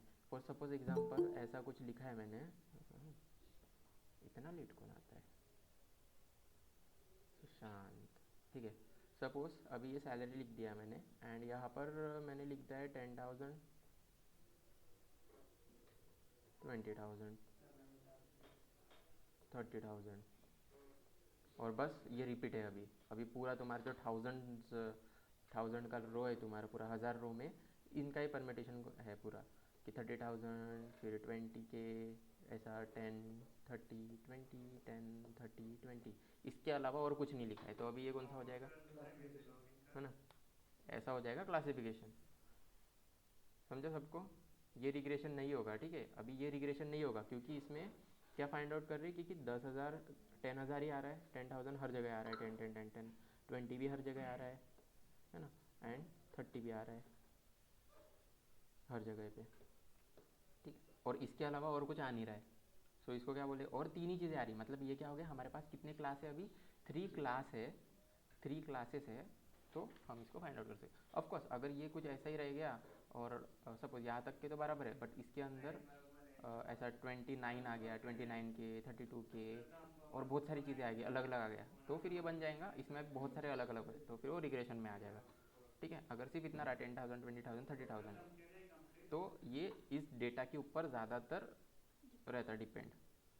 ओके, ज़रूरी नहीं है कि सैलरी डेटा सेट सैलरी ऊपर है तो ये डायरेक्ट रिग्रेशन में आ जाएगा, ऐसा नहीं। पहले हमको ऑफकोर्स इससे एक मिल जाता हमें कि क्या रह सकता है, बट हमें इसका क्या बोलते हैं, इसके अंदर जो डेटा है वो भी हमें देखना पड़ता है। ओके, आई होप अभी सबको रिग्रेशन एंड क्लासिफिकेशन में कोई भी डाउट नहीं होगा। ठीक है, होगा तो फिर पूछ लेना अपने फ्रेंड्स लोग से जिनको आ गया है। नाउ लेट्स सी, अभी एल्गोरिदम्स में जाते हैं थोड़ा थोड़ा। ठीक है, अभी एल्गोरिदम्स तो बहुत सारे हैं, बट बेसिक करते हैं हम पहले क्लियर धीरे धीरे।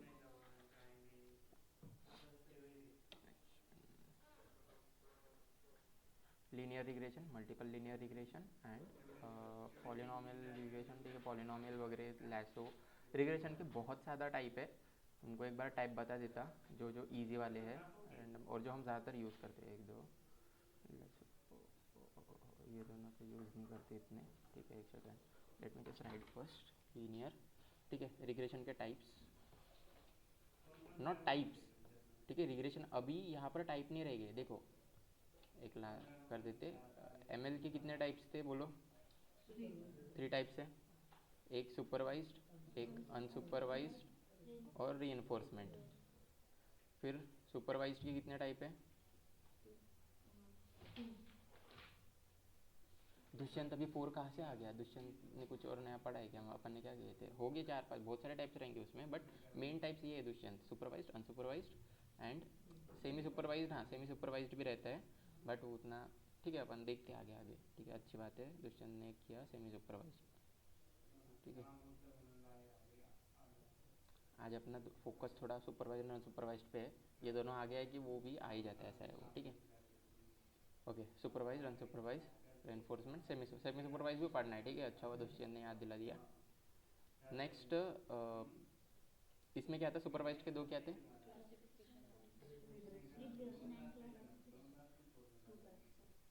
ठीक है, बस हो गया, यही तक के टाइप्स थे। अभी इसके नीचे टाइप्स नहीं रहते, एल्गोरिदम्स रहते। ठीक है, नहीं तो बोलोगे रिग्रेशन के कितने टाइप्स है, कोई टाइप नहीं रहता, एल्गोरिदम्स रहते इसके अंदर। अभी नाउ फर्स्ट एल्गो रिग्रेशन में, अभी क्योंकि हमें क्या करना है, डेटा सेट देखना है। डेटा सेट से अभी हमने क्या फाइंड आउट किया कि ये जो डेटा सेट है ये रिग्रेशन के अंदर आ रहा है या क्लासिफिकेशन के अंदर आ रहा है? रिग्रेशन के अंदर आ रहा है, तो अभी हम उसको क्या बोल सकते हैं, कौन सा एल्गोरिदम यूज़ करना है अभी वो देखना पड़ेगा। सो पहले एल्गोरिदम से लिख देते लीनियर रिग्रेशन। ठीक है, लीनियर रिग्रेशन, उसके बाद में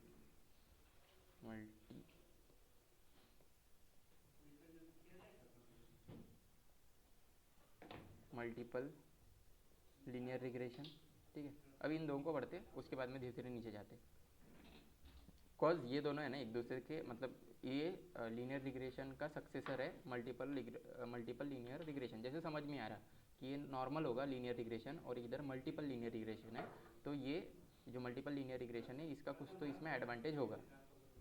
ठीक है, so let's see linear regression क्या होता है। जब एक इनपुट वेरिएबल हो और एक टारगेट वेरिएबल हो, तब अपन यूज़ करते हैं लीनियर रिग्रेशन। ठीक है, बट जब भी हम ज़्यादातर डेटा सेट्स वगैरह करते हैं तब इतना ज़्यादा कुछ रहता नहीं है, इतना ज़्यादा इसका यूज़ नहीं होता है। ठीक है, लीनियर रिग्रेशन का, बट एक बेसिक है, क्योंकि लीनियर रिग्रेशन के ऊपर से फिर मल्टीपल रिग्रेशन हम यूज़ कर सकते हैं। तो जब व्हेन इनपुट जो रहता है, इनपुट वेरिएबल जो रहता है वो एक ही रहता है, only one, and output variable जो रहता है वो भी एक ही रहता है। ठीक है, दोनों एक ही रहता है, तब हम लीनियर रिग्रेशन यूज़ करते हैं। सो फॉर एग्जांपल एक्सपीरियंस एक कॉलम है हमारे पास, एक्सपीरियंस उसमें कॉलम है, और दूसरा है हमारे पास सैलरी। ठीक है। ऑफ कोर्स अभी इसमें पैटर्न क्या ही फाइंड आउट करना, पैटर्न सबको पता है, जितना ज़्यादा एक्सपीरियंस उतनी ज़्यादा सैलरी, है ना। One one year of experience उसकी सैलरी है 29K, 2 ईयर ऑफ एक्सपीरियंस की सैलरी है 30K, 3 ईयर ऑफ एक्सपीरियंस समझ लो उसकी सैलरी है 25K। मतलब पैटर्न फाइंड कर सकता है ना वो कोई। ये इसको क्या बोल सकते हैं, इसको बोल सकते हैं आउटलायर में भी एक दो आउटलायर्स भी रह सकते हैं, है। सपोज 3 ईयर की सैलरी उसको 50K, एक और 3 ईयर की सैलरी उसको 56K, है ना। तो ऐसा है। अभी तो आई होप सबको ये समझ गया होगा कि ये किस में आता है। इसको ब्रॉड पर्सपेक्टिव से देखो, 1000 रोज़ में, और यहाँ पे अलग अलग अलग अलग चेंज होते रहेंगे, तो ये ऑफकोर्स रिग्रेशन के अंदर आता है, ठीक है। और हम इसमें रिग्रेशन ही कर रहे हैं, तो सबको पता ही है इसमें रिग्रेशन के ही मैं डेटा सेट्स लेने वाला हूँ। सो ये डेटा सेट रहेगा। सो अभी देखो इसमें क्या, एक इनपुट वेरिएबल ये हो गया एंड ये हो गया आउटपुट वेरिएबल। सो अगर ऐसा कुछ डेटा सेट है जिसमें एक ही इनपुट वेरिएबल और एक ही आउटपुट वेरिएबल, तब हम यूज़ करते हैं लीनियर रिग्रेशन। एंड इसका ग्राफ भी ऐसे बनता डायरेक्टली, डायरेक्टली का डायरेक्टली ग्राफ बनेगा ऐसा, ठीक है। नीचे एक्स एक्सिस एंड ये वाई एक्सिस। सो एक्स एक्सिस में क्या रहेगा बता सकते हो कोई? ये बताया नहीं मैंने, वैसे कवर नहीं किया है, ठीक है। ये भी इंपॉर्टेंट है, आज का मतलब लेक्चर बहुत ज़्यादा इंपॉर्टेंट है, क्योंकि कोडिंग के पहले ये जो variables, input variable, output variable, x में क्या रखना है, वाई में क्या रखना है, ये सब अपने को पता रहना चाहिए, ठीक है। क्योंकि यही वेरिएबल जो एक्स एंड वाई जो मैं बता रहा हूँ अभी, ये हम डायरेक्टली वहाँ पर वेरिएबल्स बनाएंगे एक्स एंड वाई, और वहीं पर हम पुट करेंगे। एक्स में इंडिपेंडेंट वेरिएबल, और we can also say input variables, मतलब जो भी हम इनपुट डाल रहे हैं ना, ये अभी यहाँ पर एक्सपीरियंस क्या हो गया, इनपुट वेरिएबल रहेगा, ठीक है। तो एक्स में सारे हम ऐसा ई एक्स पी एक्सपीरियंस डालेंगे, एंड एक्सपीरियंस कैसा 1 2 3 4 5 ऐसा कुछ है, कुछ भी रह सकता है एक्सपीरियंस। एंड वाई में salary, Y means output variable, okay. Output variable में हम स्टोर करेंगे सैलरी, ऐसा एक बनाएंगे, और उसमें सैलरी नाम का कॉलम स्टोर कर देंगे, ठीक है। आई होप सबको अभी कॉलम, कॉलम को कैसे फेच करते कोई बता सकता है क्या लिख के?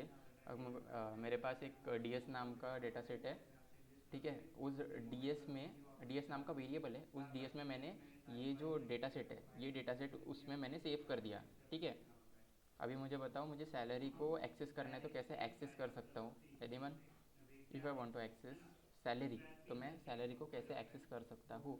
जब मेरा ds इज इक्वल टू क्या था यहाँ पे, P D dot read CSV, और यहाँ पर मैंने ये जो CSV का था, ये इसका पाथ वगैरह दे दिया। तो अभी आई होप सबको पता चल गया होंगे इसमें CSV है।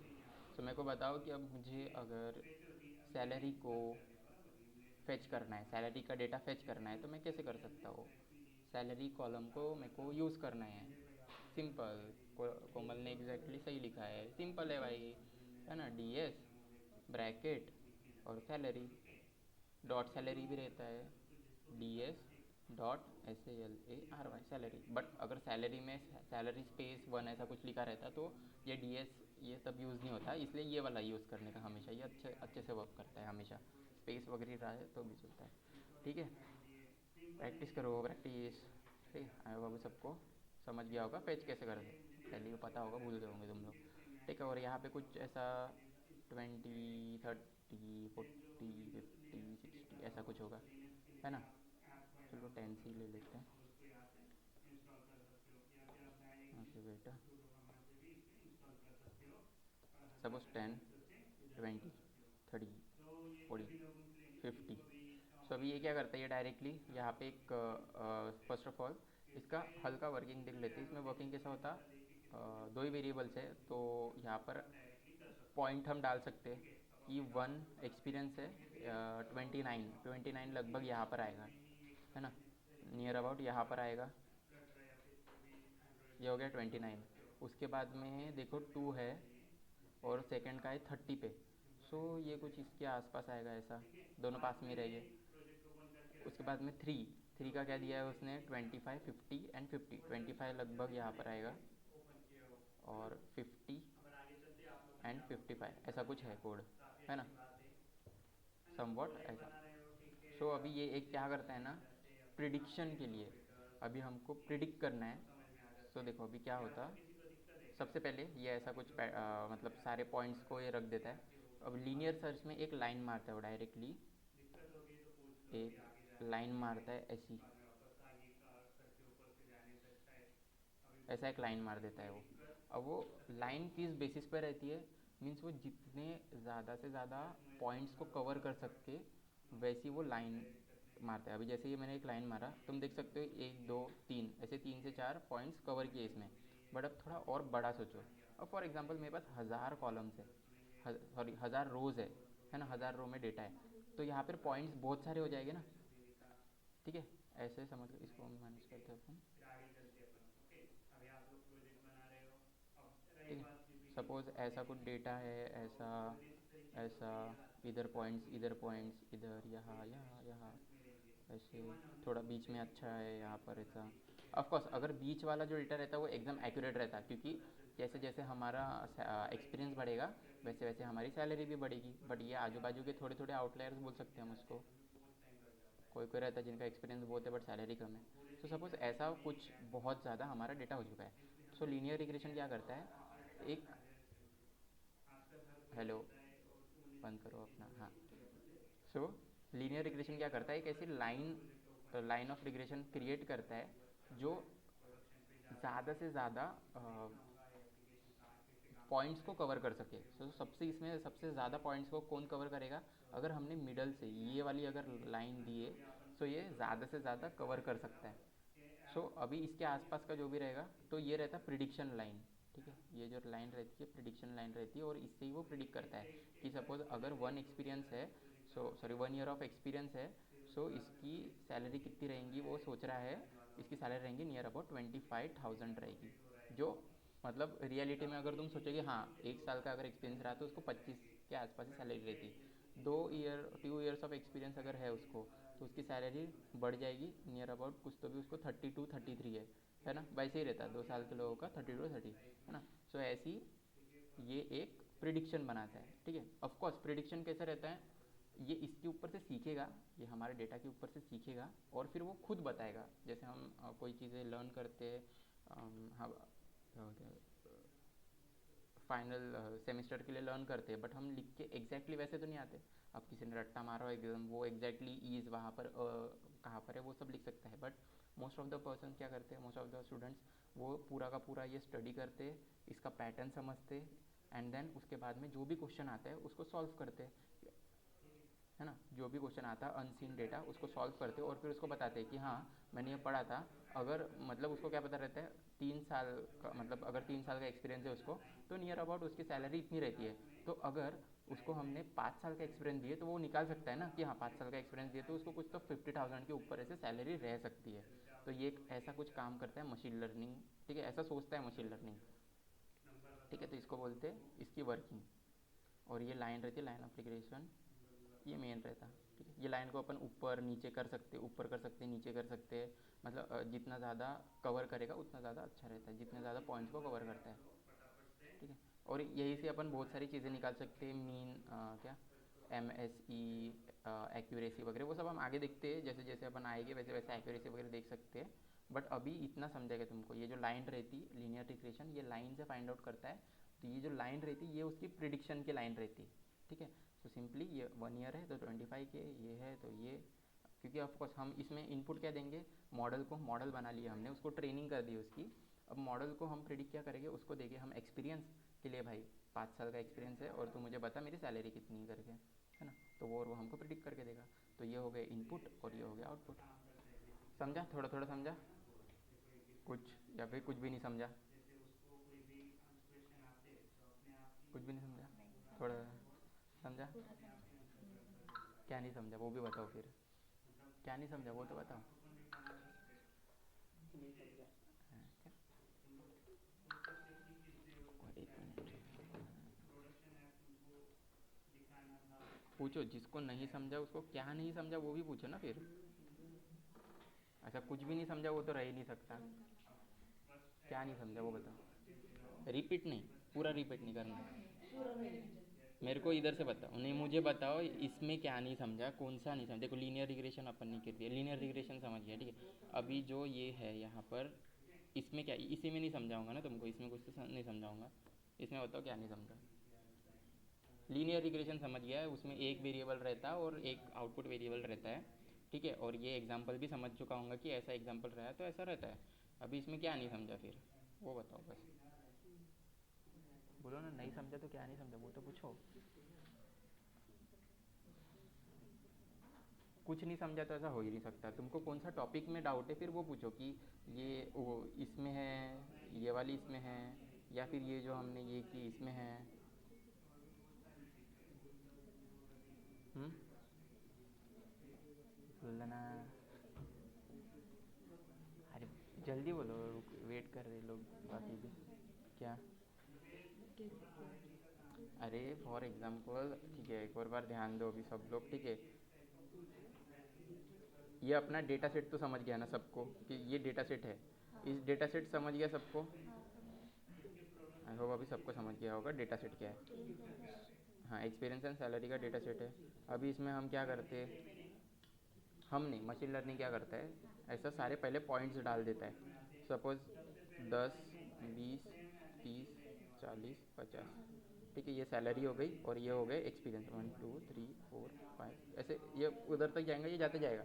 बट अब थोड़ा समझने के लिए अपन ने एक डोमेन लिया है, ठीक है। ये हो गई सैलरी और ये हो गया एक्सपीरियंस।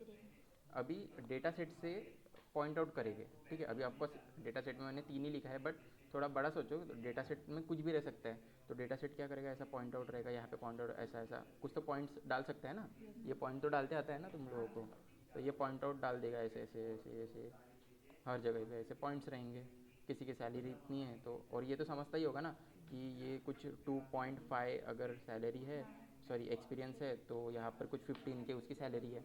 तो ये सब हमारे डेटा में दिया है, ये जो पॉइंट्स रहते, ये पॉइंट्स हमारे डेटा में दिए और हमने बस इसको यहाँ पे पुट कर दिया, एक ग्राफ पे पुट कर दिया। मॉडल भी ऐसे ही करता है, वो पहले पूरा पुट कर देता है। उसके बाद में क्या करता है वो, उसके बाद में एक लाइन लेता है, रिग्रेशन लाइन, ठीक है, ऐसी लाइन लेता है वो। फिर वो चेक करता है कि कितना कैसे क्या आ रहा है उसका, मीन्स वो कितने, नहीं, वो कितना ज़्यादा पॉइंट्स को कवर कर रहा है। अगर ये जो लाइन है वो यहाँ पर रहेंगी तो ये ऊपर के पॉइंट्स, ऊपर के जो पॉइंट्स हो गए ये लेफ्ट हो गए ना। तो फिर क्या करता है वो, ऑटोमेटिकली थोड़ा ऊपर जाता है। अब ये दूसरी लाइन यहाँ पे बन जाएंगी, ये लाइन को वो डिस्कार्ड कर देगा। अभी ये लाइन पे अगर तुमने देखा जाए तो तुम देख सकते हो थोड़ी मिडल में एकदम लाइन है, ऊपर के भी इसके पास पास में और नीचे के भी पास पास में। तो ये वाली लाइन है ना पास हो जाती है, तो ये वाली लाइन रहती है वो एक्सेप्ट कर लेता है वो कि हाँ इसमें क्या रहेगा, इसमें एक्यूरेसी भी कम, एक्यूरेसी ज़्यादा आएगी और एरर्स भी कम आएंगे। अब एरर्स वगैरह कैसे फाइंड, क्योंकि ये देखो ये इसने प्रिडिक्ट किया है, ये जो लाइन रहती है ना ये उसने प्रिडिक्ट किया है, ठीक है। तो प्रिडिक्शन कैसे, अब ये लाइन के ऊपर प्रिडिक्शन होता है। सपोज 2 साल का एक्सपीरियंस है, अब ये लाइन तक जाने का 2 साल का एक्सपीरियंस है, और फिर ये लाइन पे डॉट डालना और इधर जाने का। सो 2 साल का एक्सपीरियंस है उसको, और 29 के कुछ तो भी उसकी सैलरी है। ऐसे वो उसने पैटर्न फाइंड करके उसने लर्न कर दिया अपना, तो उसने एक ऐसी लाइन फाड़ा है। अब एरर्स कैसे फाइंड आउट करने का, ये लाइन के ऊपर से एरर फाइंड आउट करने का। ये एरर्स रहते, ये जितना गैप है उनमें उतना एरर। थोड़ा तो ऊपर नीचे चलता है ना एग्जैक्टली, तो अपन मतलब मॉडल एग्जैक्टली सैलरी नहीं लिख सकता है, क्योंकि मॉडल क्या करता है, प्रिडिक्ट करता है ना। प्रिडिक्ट करता है तो वो इतना इतना एरर है तो चलता है, इतना एरर छोटा छोटा है ना, और इतना एरर चलता, इतना भी एरर चलता है। बट सपोज अगर यहाँ पर कुछ एक पॉइंट है, ये कुछ ज़्यादा ही एरर हो गया ना, बहुत बड़ा एरर हो गया, तो ये क्या करता है, थोड़ा लाइन को ऐसे शिफ्ट करता है कि कम से कम एरर आए, ठीक है। वो MSE ME वो सब हम करेंगे आगे, जब वो कोड में ही देखेंगे हम। बट इतना समझो, ये जो पॉइंट्स रहते हैं ना ये एक्चुअल है और ये है प्रिडिक्शन, ठीक है। तो ये एक्चुअल पॉइंट्स हो गए हमारे, this are known as actual, actual points. और ये जो लाइन है ये प्रिडिक्शन लाइन, ये हमारे मॉडल ने प्रिडिक्ट किया। तो मॉडल अभी प्रिडिक्ट करके ऐसे बता रहा है, ठीक है। तो एक्चुअल एंड प्रिडिक्ट को अगर हमने माइनस किए तो हमको क्या मिलता है, एरर मिलता है कि इतने का फ़र्क है करके, ठीक है। तो ये एक्चुअल है, ये पॉइंट एक्चुअल पॉइंट है, और ये मॉडल ने प्रिडिक्ट किया है, बट इन दोनों में गैप कितना, इतना गैप है। तो ये थोड़ा थोड़ा छोटा एरर दे रहा है वो, थोड़ा थोड़ा एरर चलता है। बट अगर वो एरर बहुत ज़्यादा एरर है, जैसे अगर यहाँ पर है और ये इसने प्रिडिक्ट किया यहाँ पर, तो कुछ ये एरर बहुत बड़ा हो गया ना, ह्यूज एरर। सो ये सब हमको मेंटेन करना पड़ता है, कम से कम एरर हो वो हमें पता लगाना पड़ता है। और ये जो लाइन रहती है ऊपर कभी नीचे, वो ऑटोमेटिकली अपना मॉडल करता रहता है, हमको हम भी कर सकते हैं ऊपर नीचे, वो कोड में ही देख सकते हैं हम कैसे क्या है उसका कोड वगैरह, तो वो करना पड़ेगा कोड में। बट ये बेसिक समझ गया इसमें कैसे फाइंड आउट करता है, ये मॉडल डालता है, ये प्रिडिक्शन लाइन है, ये जो लाइन रहती है ये मॉडल प्रिडिक्ट करता है और वो मॉडल डाल देता है, एक बार लर्न करता है पूरा पैटर्न और फिर ये प्रिडिक्ट वाली लाइन ऐसा डाल देता है और फिर उसके बाद में अभी वो प्रिडिक्ट करता है। अभी हमने उसको अगर 3 एंटर किए, थ्री ईयर ऑफ एक्सपीरियंस, वो 3 ईयर ऑफ एक्सपीरियंस में जाएगा, अपनी लाइन पर जाएगा और लाइन पर देखेगा अच्छा ये है 35 की सैलरी, ठीक है, और वो आउटपुट देगा हमको 35 की सैलरी। समझा? अभी कोई डाउट है ना? ऑनलाइन स्टूडेंट्स कोई डाउट अभी तुमको इसमें? ये क्या है? जाने दो। समझ गया? ये लाइन क्या रहती है लीनियर रिग्रेशन में, और मतलब ऐसा बैकएंड में ये सब चालू रहता है, ठीक है, ये सब चालू रहता है बैकएंड में। हम जब कोड करेंगे हमको कुछ भी नहीं दिखेगा ऐसा कुछ, हम डायरेक्टली कोड लिखेंगे और हमें आउटपुट दिख जाएगा। अभी भी किसी को कोई डाउट है इसमें?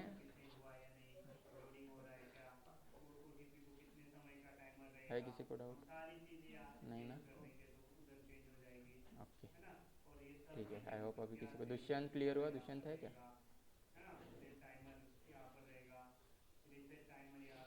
है ना दुष्यंत? है, ठीक है। और दुष्यंत समझा है कि नहीं है पता नहीं। शैलेश, शैलेश, नीरज, नीरज आया है क्या? नीरज नहीं आया लगता, क्या पता, नहीं आया लगता। ठीक है, ओके। आई होप अभी इतना समझ चुका है। तो ये होता है लीनियर रिग्रेशन का बैकएंड। अभी ऑफकोर्स तुम फर्स्ट टाइम जो भी सीख रहा होगा उसको एकदम से दिमाग में नहीं गया होगा, जिन्होंने सीख लिया होगा उनको थोड़ा थोड़ा समझ गया होगा कि अच्छा ये सब था, इससे ऐसा रिलेट होता है, ठीक है, ओके। सो ये होता लीनियर रिग्रेशन। अब देखते हैं हम मल्टीपल रिग्रेशन। मल्टीपल रिग्रेशन ज़्यादा कुछ नहीं, सेम एज इट इज़ रहता है, बस इसमें क्या रहता है, जो इनपुट रहते हैं वो मल्टीपल रहते हैं। मतलब जो हमने अभी तक देख रहे थे ना, क्या टेंथ के मार्क्स, 11th के मार्क्स और अलग अलग चीज़ें वो फैक्टर करती है, और यहाँ पे आउटपुट, आउटपुट उसकी सैलरी कितनी है ऐसा कुछ है ना। आउटपुट एक ही रहता है, ठीक है, output will be one but input will be more, ऐसी है ना। हाँ,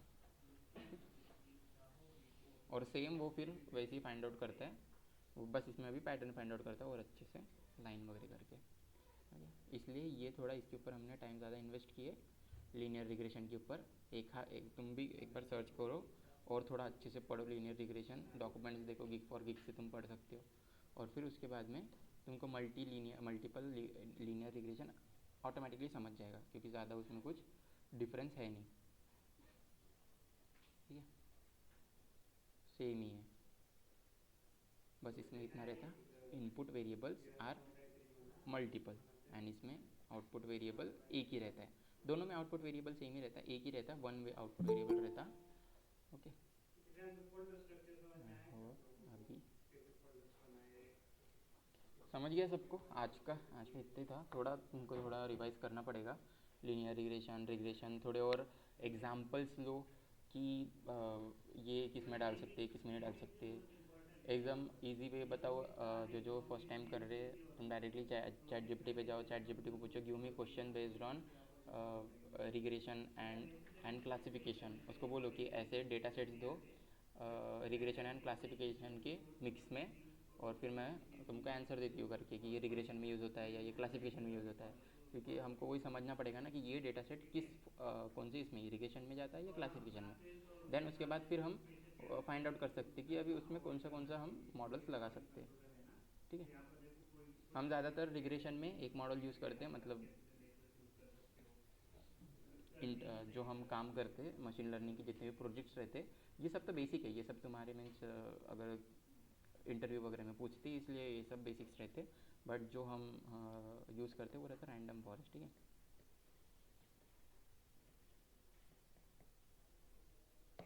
मेन रहता है वो रैंडम फॉरेस्ट रहता है, ओके। सो वही हम करने वाले हैं, मेन रैंडम फॉरेस्ट को।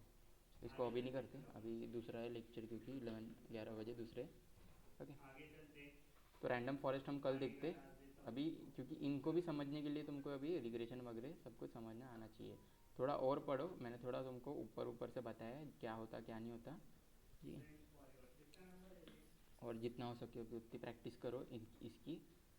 और देखो अभी, ठीक है, ये सब तुम लोग यार प्रैक्टिस नहीं करो। ये सब तो मैंने जो क्वेश्चन पूछा था ये एकदम इजी क्वेश्चन था कि अगर मुझे कोई भी रो को, या सॉरी कॉलम को फेच करना है तो कैसे कर सकता हूँ डायरेक्टली, एक दो ही लोगों ने बताया। अगर तुम प्रैक्टिस ही नहीं करोगे तो कैसा होगा, ठीक है। कल सिर्फ एक रैंडम वेरिएबल देखते, सॉरी रैंडम फॉरेस्ट देखते, एंड डायरेक्टली देन इसमें हम कोडिंग करना स्टार्ट कर देंगे प्रिडिक्शन की, कैसे करते कैसे नहीं वो सब हम देखना चालू कर लेंगे। ओके, आई होप अभी समझ गया है सबको। कोई है जिसको नहीं समझा या फिर किसी को कुछ डाउट है पूछ सकता है, और else you guys can leave. दूसरे लोग हैं वो ज्वाइन करेंगे, ठीक है।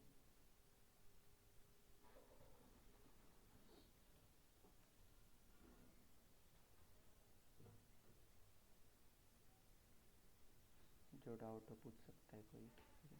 मैं हो गया।